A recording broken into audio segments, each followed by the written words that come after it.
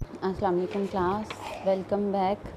और होपफुली आपकी ईद अच्छी गुजरी होगी और ईद की काफ़ी छुट्टियां हो गई इस दफ़ा।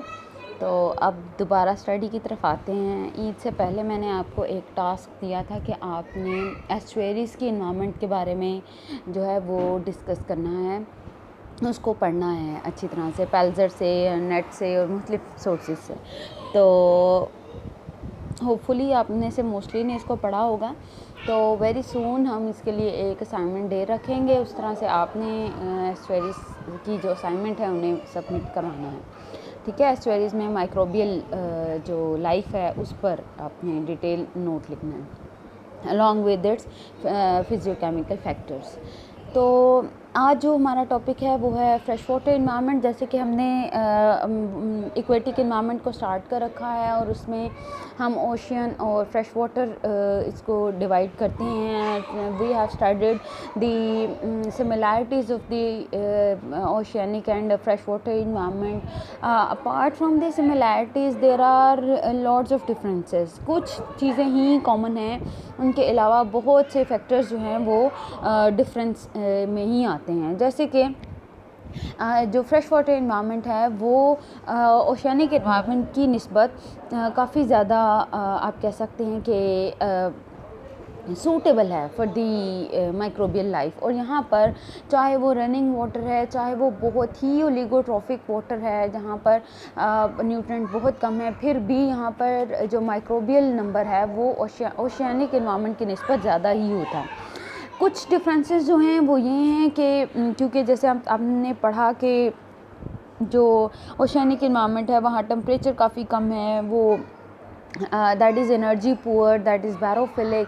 तो but that is not the case with the fresh water environment। यहाँ पर टेम्परेचर जो है वो वेरी कर सकता है, कुछ में कोल्ड भी होती हैं और कुछ जो है वो वार्म भी होती हैं फ्रेश वाटर सोर्सेस। इसके अलावा यहाँ पर जो है वो प्रेशर, एटमॉस्फेरिक प्रेशर होता है। और एनर्जी के हवाले से अगर आप बात करें या फूड न्यूट्रिएंट के हवाले से यहाँ पे बात करें तो major difference is the nutrient concentration that is much more in the freshwater environment than the oceanic environment। What happened that in the ocean there is ocean is a large water body, so whatever we dump in the ocean that become diluted। ये nutrient dilute हो जाते हैं और ultimately बहुत कम मिलते हैं। और जबकि fresh water environment generally pond है, lake है, rivers हैं, यहाँ ये एक छोटी water body है और यहाँ पे जो और यहाँ पे जो न्यूट्रिएंट डाले जाते हैं वो कंसनट्रेटेड रहते हैं, जिसकी वजह से ये न्यूट्रिएंट ज़्यादा अवेलेबल होते हैं माइक्रो ऑर्गेनिजम्स को या फिर दूसरे प्लांट्स और एनिमल्स को। सेकेंडली जो दूसरी जो बात है यहाँ पर न्यूट्रिएंट के ज़्यादा होने की, वो वजह ये है that the fresh water environments are generally close to the human contact. तो एक एंथ्रोपोजेनिक सोर्सेज से, ह्यूमन सोर्सेज से, या फिर जो रन ऑफ है, बारिश बहुत तेज़ हुई और बहुत सा पानी मट्टी के साथ बहता हुआ किसी करीबी नदी नाले में जाके गिर गया, ऐसा हमने अक्सर सुना है। तो this is called as run off. तो इस रन ऑफ से भी बहुत से न्यूट्रिएंट जो टेरेस्ट्रियल न्यूट्रिएंट्स हैं वो डाइल हो जाते हैं फ्रेश वाटर बॉडी में। तो इसकी वजह से यहाँ पर जो है वो ज़्यादा जो है न्यूट्रिएंट्स होते हैं और ऑर्गेनिक मैटर भी ज़्यादा होता है। We have talked about the oceanic dilemma कि ओशन में डायलेमा ये है कि जो लाइट है वो अपर सरफेस पर है जबकि एडहेरिंग नहीं है, और जो आप ये कह सकते हैं न्यूट्रिएंट्स हैं वो बॉटम में हैं, and there is huge difference between the top layer and the bottom layer. But that is not the case with the fresh water environment. Fresh water environment में it's not so deep, so generally light is penetrating till the bottom of the freshwater body, and the plants or the algae have sufficient place to anchor with and to get light from the sun and carry out their activities, photosynthetic activities। Another problem of the freshwater environment is since they are very close to the human contact, so they are more prone to the pollution, and they get all the pollutants that we dumped into the river or pond, they become concentrated and cause pollution. So this pollution affects most of the microbial life here. but some of the microbe have special adaptations to cope with these severe conditions of pollution. And sometimes most of the organisms that are present in the freshwater body, they are adapted for these pollutant level. So running water जो है वो fresh water है, और running water में बहुत सी variety आ जाती है. It में बी अ स्ट्रीम, इट में बी अ लेक, इट में बी अ पॉन्ड, इट में बी अ रिवर, और इट में be any running thing which you can see as the fresh water body. As I told you that microbial number always great in that place, and most often the biofilms will form in that place, and due to runoff, इनकी running की वजह से जो biofilm है वो continuously slowing of इसकी होती रहती है उतर के, तो इधर करीबी जगहों पे गिरती रहती है, जिसकी वजह से नई से नई बायोफिल्म जो हैं वो बनती जाती हैं. जैसे कि मैंने आपको बताया दैट फ्रेश वाटर बॉडी जो है वो ह्यूमन कांटेक्ट के करीब है, तो यहाँ पर one can expect lots of pathogen, and these pathogens are zoonotic sources. Animal, ये फीकल बैक्टीरिया हो सकते हैं या जूनोटिक पैथोजेंस हो सकते हैं from the farm animals.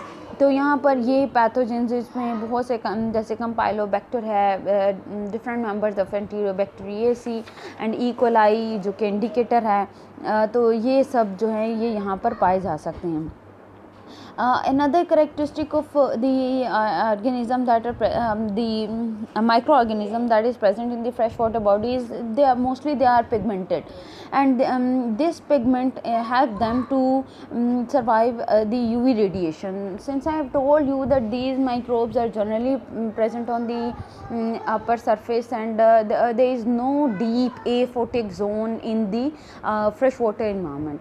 Since aphotic zone is in most of the freshwater bodies, aphotic zone is literally absent, or if it is present, it is few centimeter deep. So most of the freshwater bodies are generally exposed to the sunlight, and so they are also exposed to the UV radiations. In that case, most of the organisms have adapted themselves to have pigments which protect them from the UV radiations, and there are lots of other adaptations to protect them from the UV radiations as well. We have already studied these protective measures.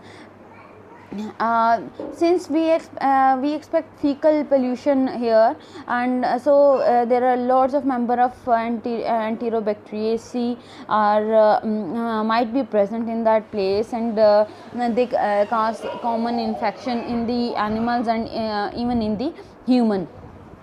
इसके अलावा बहुत सी fungal species भी यहाँ पे पाई जाती हैं, algal species यहाँ पे पाई जाती हैं. Algal species are obvious because as I have told you that nutrients are available, light is available, so these algal species are happy to grow. So that is why you have seen that most of the freshwater bodies are prone to the blooms, algal blooms और bacterial blooms because of the abundance of nutrients and light penetration. तो इसी वजह से यहाँ पे blooms जो हैं वो ज़्यादा बनते हैं.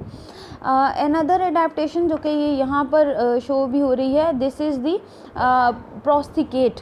Most of the bacteria are prosthecate bacteria, and even and you might have remembered that we have studied that having prostheca is an adaptation of the oligotrophic environment. ये बैक्टीरिया जो हैं ये अपनी बॉडी के एक्सटेंशंस जिन्हें प्रोस्थीका कहा जाता है, ये अपनी बॉडी से इलोंगेट कर देते हैं, बाहर निकाल देते हैं ताकि इनकी एक्सेस जो है वो ज़्यादा प्लेस पर हो सके और ये ज़्यादा जगह से न्यूट्रिएंट्स जो है वो कैप्चर कर सकें.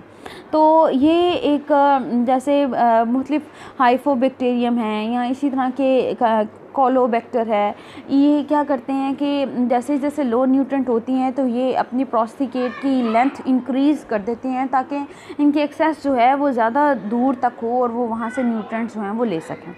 Another adaptation is the sheathed bacteria.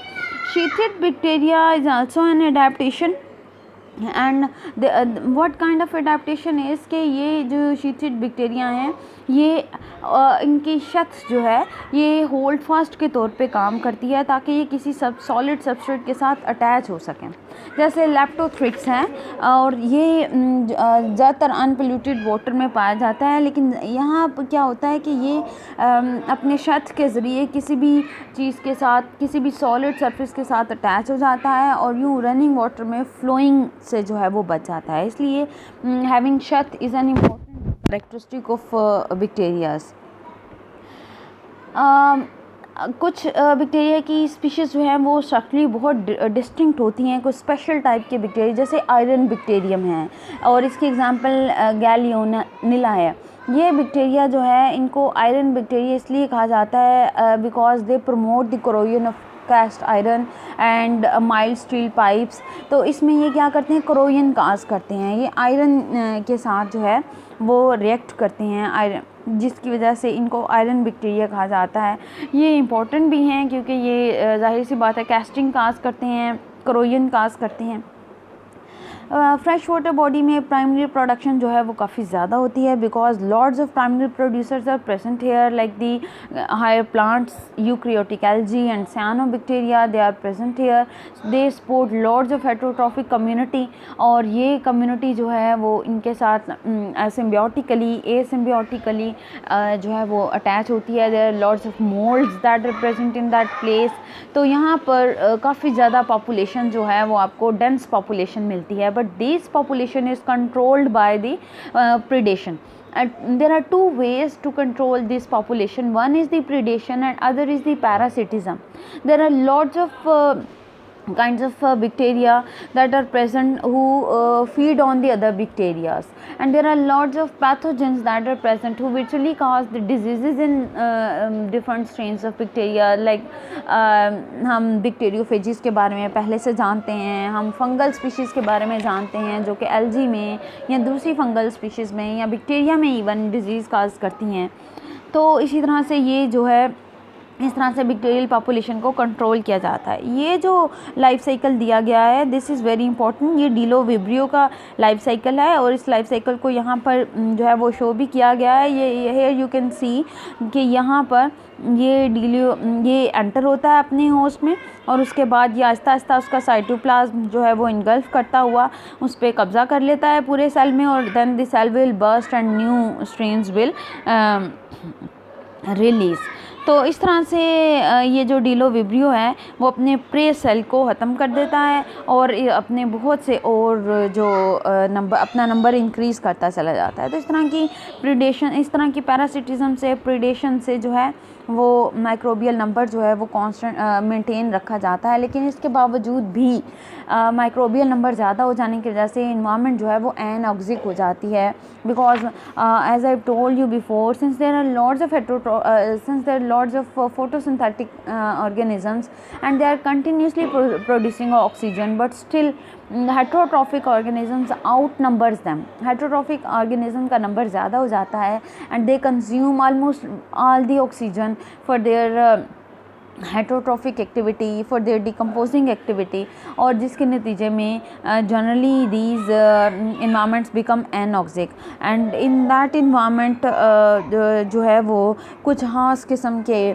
Microbe जो है वो एग्जिस्ट कर सकती हैं, but not all the fresh water environments are anoxic. ये जनरली अगर आपने कोई पोल्यूटेड लेक देखी हो जो कि जहाँ स्टैगनेंट वाटर होता है या यूट्रॉफिकेटेड लेक होती हैं तो वो एनऑक्सिक होती हैं। जनरली जो फ्लोइंग वाटर होता है वहाँ पर कंटिन्यूसली एटमॉस्फेरिक ऑक्सीजन भी एंटर होती रहती है, तो वहाँ पर वो इन्वायरमेंट जो है वो इतनी जल्दी एनऑक्सिक नहीं होती है। तो क्लास ये जो फ्रेश वाटर इन्वायरमेंट है इसको ये जो है ये कॉमन नोट था। इसके बाद हम लेक और पॉन्ड्स के बारे में पढ़ेंगे, लेकिन ये ज़्यादातर पढ़ने वाला है, यानी आपने इसको इसके पॉइंट्स बनाने हैं और याद करने हैं। लेकिन इसमें जो मेजर बात है वो मैं आपको पहले भी बता चुकी हूँ, that the main thing is you must highlight the differences between the aquatic and the fresh water environment. उसमें जो डिफरेंसेस हैं बेसिकली आपने उस पर फोकस करना है।